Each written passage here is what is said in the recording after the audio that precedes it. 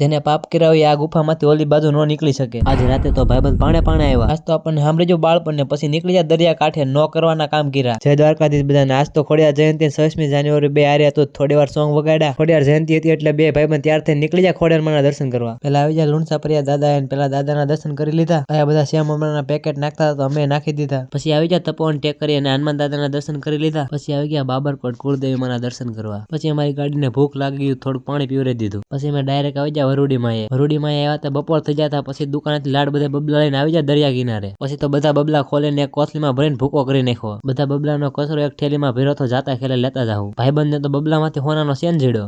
झूठ बोलो. પછી સંપલાન મોજાન કાઢીને નીકળી જાય આપણે દરિયામાં રખડવા. જો દિલ સમુદ્ર જેવું રાખવું છે, નદિયા તો આપોઆપ મળવા આવશે.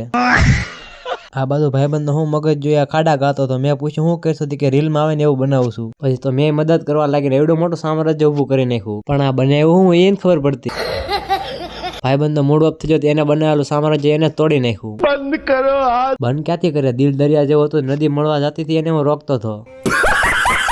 બધા કહે છે પાપ કરેલા હોય ને આ બાજુથી આ બાજુ ન નીકળી શકે તો આપણે ગળી ગયા. આપણે અંદર તો ગળી ગયા, અંદર તો બહુ અંધારું હતું અને આપણે આ બાજુથી બહાર પણ નીકળી જાય પણ ખબર નથી આ સાચું હોય કે ખોટું. બધા કહે છે પણ આપણને પાકે તો ખબર નથી. નાનો એવો બ્રેક લઈ લીધો, છોડા પી લીધી ને આપી દીધી ભાઈબંધને ગાડી હાંકવા. પછી તો ભાઈબંધે નેવું કરી, ઘડીકમાં તો ઘરે મૂકીને વયો પણ ગયો. પછી તો 6 વાગે દોસ્તારનો ફોન આવ્યો તો આવી જાય રીલ ઉતારવા ડેમે. આ બે ને ભેગા કરો એટલે બે ને બાંધવા સિવાય બીજું કઈ કામ જ ન હોય. પછી તો બે પાણે આવ્યા. એક તો મારી જેવો પતલો છે ને એક તો છે ઘી ખાધેલો. ઘી ખાધેલો છે ને તો બહુ બળ કર્યા કરે.